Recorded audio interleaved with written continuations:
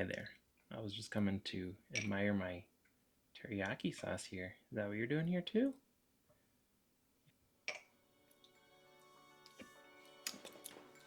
Okay, let's start with first ingredient, which is not traditional, but just some ginger. Like 50 grams or so. I just washed this, and then you can just leave it in a big chunk.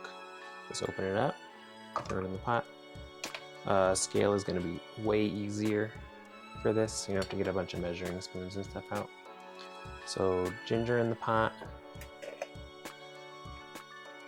25 grams of sugar, and you just tear it and go on to the next ingredient. 25 grams of brown sugar.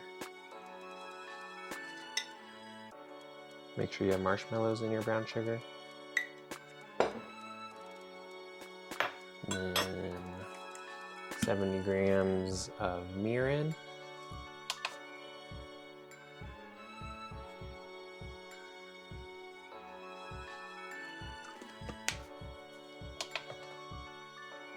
$60 grams of soy sauce.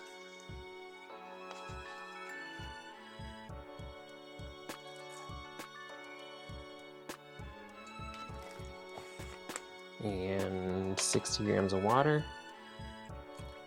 If you happen to have some sake lying around, throw in like 50 grams of that too. I just never have it around, so I don't use it. But if I do, throw a splash in there. That's it. That took like a minute or two, right? Just throw it on a medium heat for 15 minutes so everything can come together. Reduce a teeny bit. And that's it. You can store it with the ginger in it if you use the ginger. You can also leave the ginger out. I just think it tastes better with it. And this will keep like forever in your fridge. And it's not gonna be like thick and super sweet like you might get at the grocery store. It's more like it'll be a little thicker than water, but you can baste it on stuff while you're grilling or just use it as a sauce.